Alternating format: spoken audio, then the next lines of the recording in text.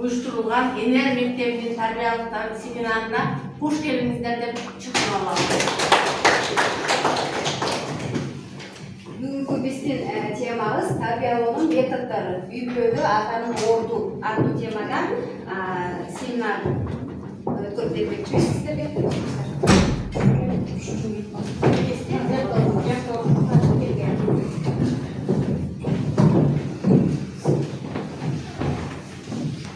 Sabahta başlıyordu. İşte sabahta başlıyordu. Konuklar genelde neler? Sevmeni cevabını manayla başlamıyor da. Aldı stolda oturup üzere, stolda kağızda durar. Kağızdan alıp, altına kitap düşür. Beni karap koymuşlar. Kuşkadan alıp. Omuzdan sağlık, umarda bilir. Kanka onu da esitleyiz. Uçkan alavızdadır, benim adıma kaytalayız. Ben sana gözün atalım. Ben özümü kanday deb, misal üçün men özümü kanday deb istedim. Çakır kitapta karabayız. Sonra bu qo'marg'ini uqalayotganda özümü taqamiz. Karabayız. Menday bu mening murdum. Qaramay yo'q. Bu o'zim. Albatta odamda ikki quloq bo'ladi. Soch bo'ladi. Mo'yin bo'ladi. Tartib bitdikmi? Ayağımız mı? Ayağımız mı? Bazı tatlık et. Emin karayız. Buradan ben özümünde edebilirim. Bana küçük konser sizin ordunuzdan keselim. Çakın yok. Demek bir adamda şunday akşamlıca geliştirmek geliştirmek Çünkü içine 5 gün olsa da içeri aldım bana yazdım ve öz köpçüne çiğler yemeği alalım. Beni ordu verişler. Atanın ordu tuyurdu bolgur. Atanın oğul canında eğne, sol canında baldar oturgan. Büyüklödü ata sabırdu, salmaktı, bir sürügün, tarışken, gördüm köpü katarı aytılıp gelgen bu digirteden. İlgili beni gelen tam bu nesi. Biroq bu nesi öte sapacı kömen düşüp bizde kanday aytsam matriarxat biyligi öyle çıkıp bardat da. Anan ata boldum dep maqtanma deydi. Adam boldum dep maqtan. Ata bolsоң akıllı bol, ene bolsоң meylimdүү bol. Ata jakшы, uul jakшы, ene jakшы, kız jakшы. Ata uuldu. Ata uuldu bilet, at eesин bilet. Ata balaga sынчы. Bu sözdün bарын сабактын аягында корутундулоо кылганда сиздер мага чечмелеп айтып бересиздер бул макалдын эмелерин. Анан бүгүнкү биздин семинардын максаты мына чийки алмаларды коюп койдум. Мен азыр үрөй себептен баштайбыз. Үй бүлөдө баланын адеби тууралуу маалымат аласыздар сөз түрдө. Өзүңөргө таасирлүү, пайдалуу нерселерди аласыздар. Баланын инсан болуп калыптанышына өмүргө түзөбүз. Өмүргө түзүп, ошондон ары үйгө барып, ушуларды колдонууңарга деп мен түшүндүрүп ишенем. Анан апалар өз ойлорун айтып, дебат, талкуу кыласыздар. Бул бүгүнкү биздин 3 максатыбыз. Эми сабактын аягында бул алмабыз бышабы, бышпайбы, кандай өңгө айланат, аны аягында көрөбүз. Ал силерден көз карандылыкта болчу. Так, мынакей бул эми семинардын максаты бул ар бир ата эне өзүнүн баласын тарбиялоодо негизги милдетин билет. Балага татыктуу тарбия берүү жана аларды адептүү, мээримдүү, чыпчыл кылып тарбиялоо деп. Бул максатыбыз эң негизги. Экинчи, менин үй бүлөм. Эне бул тынчтыктын, мээримдин символу. Ата мекен, эне нур. Ата аска тоо, эне өргүгөн булак. Бала экөөнө тең шам чырак. Ата болуш адак, эне болуш сыймык дейт. Ата жакшы, уул жакшы, эне жакшы, кыз жакшы. Тарбия башаты ата эне. Уядан эмнени көрсө, учканда ошону кылат. Ата жакшы, уул жакшы, эне жакшы, кыз жакшы. Жөн эле мындай айтканда, даже кудалашканда делечи, сураштырып, ай, кайсы кандай үй бүлө экен, атасы кандай неме экен, Анан көбүнчө апасына карап аласы, апасы ордасында ошонун эле кызмаланы берип мындай өтөсүн. А негизгиси атадан кетет да. Ата болуп, ата ошол үйдөн. То есть бул жерде баланын да ою, ата эненин да ою дагы анан экөө биригип бир чечимге келгенди биз демократиялык ыкма деп айтабыз. Мындан мурункусу да барчу. Либералдык багыт бул бүгүнкү күндө мен ойлойт элем, ошо либералдык багыт көбүнчө биздин эркек балаларда жана атанын ортосунда көп кездешип жүрүп да. Либералдык ыкма бул баланын жасайм деген нерсесине жок дебестен, мейли жасай берсинчи, бул бала да кийин үйрөнүп алат деп коюшат. Мында баланы ашыкча камкордукка алып, жыгылып кетсе да чуркап барып өздөрү тургузуп жатып, акырында чечим чыгара албаган жетелеме адамга айланат экен да. Баарын айтып жүрүп эле кийин үйлөнсө да апайым койчу дегенге деп эле бул чисто мама апалардын багыты болуп калат экен да. Аны бул хаус деп айтабыз, бул акыркы ыкма хаус деп аталат. Жаш кезинде үйрөнгөндөр эки башка багытта тарбияланса, анын үстүнө ата журту башка тайларга бөлөк көз каранды болуп, баары бала тарбиялоодо оюн таңуулай берсе, бул хаус болуп келип чыгат экен да.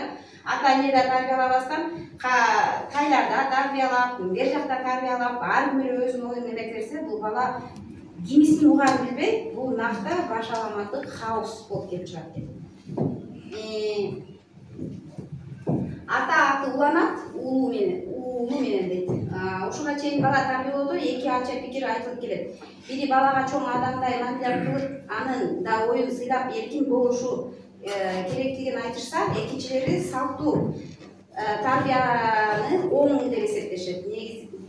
Муну да сиз менен чечип билесиз, негизги кайсы көз карашты кармануу туура дейт да. Ушул жерден айтып кетпейли Айнура? Сиздер кандай ойлойсуңар? Негизги кайсы көз карашты кармануу туура?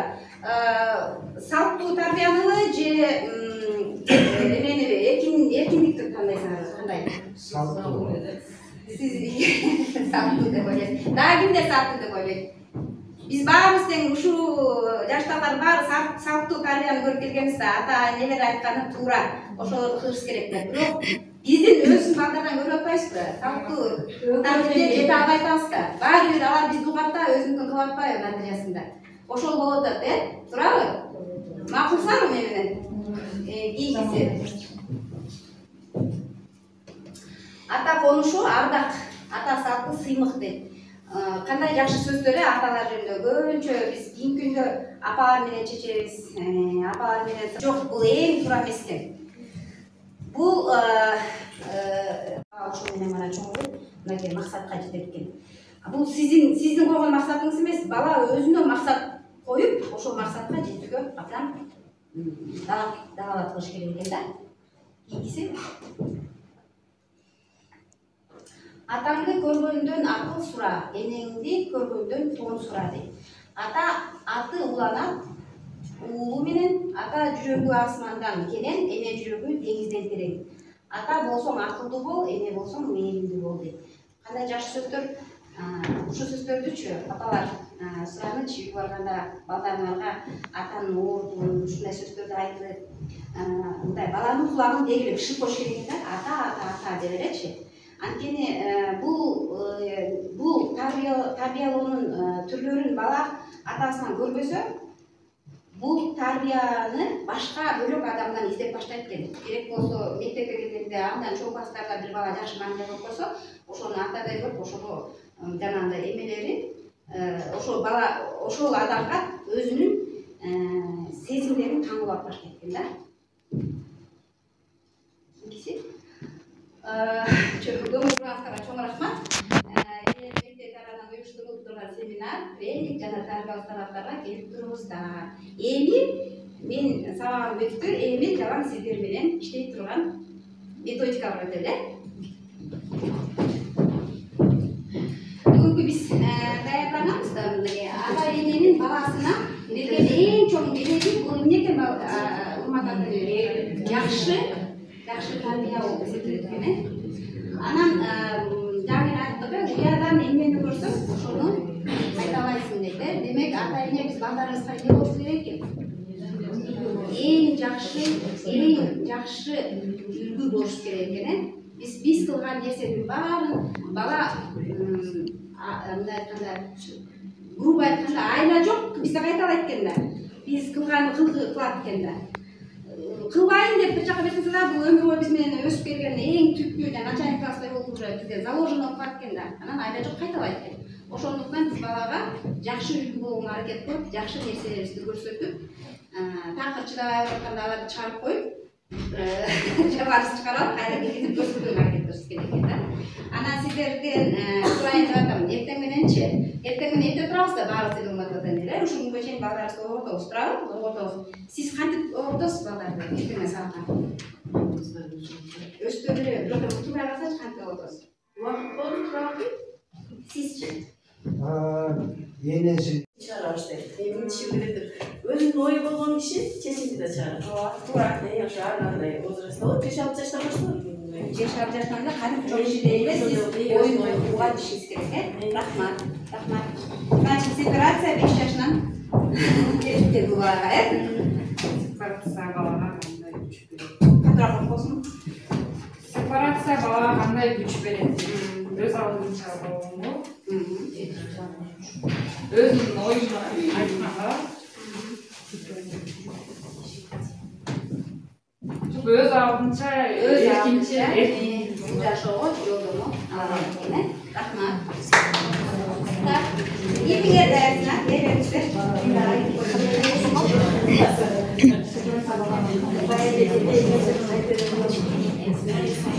Эми буюрса 5-3 ай келтиребиз. Separatsiya деген separatsiya деген өзүн чыгарып жанагы өзү айткандай керек. Сепаратор деген. Өзү баласы моделден кайсындай мисалы эстетика жагынан сиз 100% өчүңүздү же 50% чит болсо, бул балаңыз то же самое. Так, бул жактан сен өзү балаңыз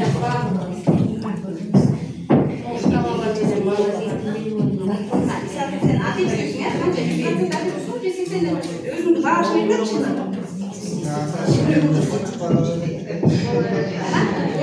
атасы мен, Айна апасы, балам Берек мырза. Туура.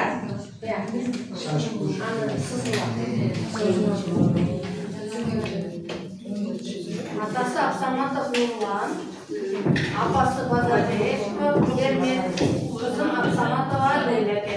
Ушуну мен атайын интернеттен карасам, ушу жөнөкөй эле үй бүлөнү да тааныштырып атканда, бир апа мындай толтуруптур.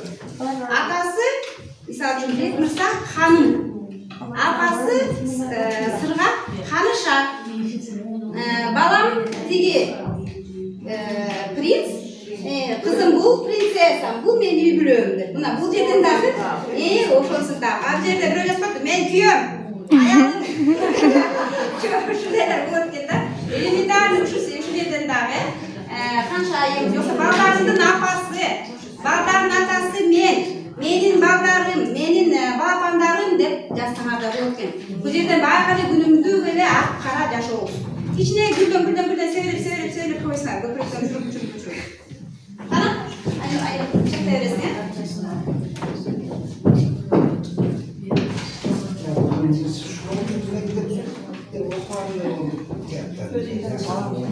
Mektep sağlandılar da ders var.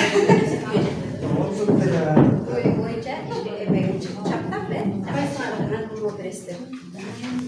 Şu tema.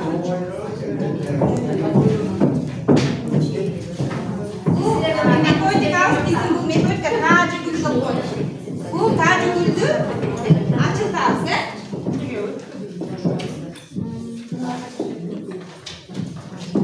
Abi bu manjuru ayda ki hatta okuyoruz.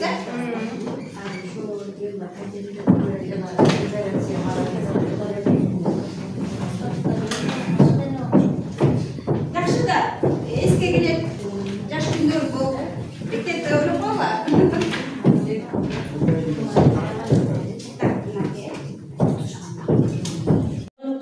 Öz алдынча талпынат, өз алдынча тамак беребиз, өз алдынча ошол өз алдынча болуу деген маанини түшүндүрөт. Kıskası şu. En yaşlı Ate git basma. Yedenci mi? Dokma sen Ay, şuradan şurada 3-4 baladan olsa конечно. Так, gelin isterim. Bakın cinsi taylı az vakit olmak. Buradan bir iki söz söz. Bir metre.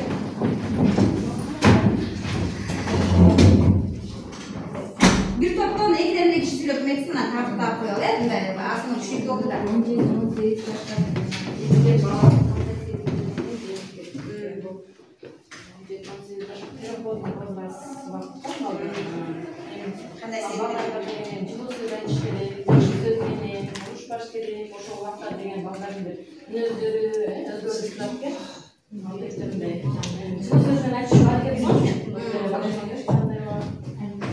Qanday Ben unuttum geldi de. Ben başımdan öptü. Ben atanı hoş gerek. Aytam da öyle aytam benim. Senin tek baba oşundan olur. Sen kayda ben aytkan edim. Ata beni hoştasın. Atama duruşat, daş misal çoğunca kulaklarıyla kuvvetle. Anan bir aytkamda telefon çıkılaydı anan tur atama biskemden gidene başlayıp telefon çıkılar. Atam gelse uşak, sevgide kıkırat, mağa da kıkırat, turlar, kimin ulan, bütün ulan diyor düşündüler. Yok şu uşak çıkayım. Atan gelmeyince bana layında koysak suyunu kalar. Atan gelince onu kılıp koysak atan iyi de kalar. Anan gelse başkaça kılmayı çıkarıyor gene. Bunlar başkaça ayıp değil. Buradan.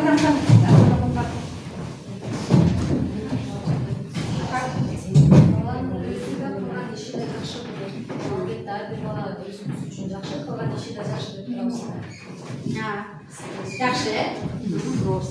Surosunu koy. Surosunu okudu. Balanın özü de kılgan işi de жақшылы.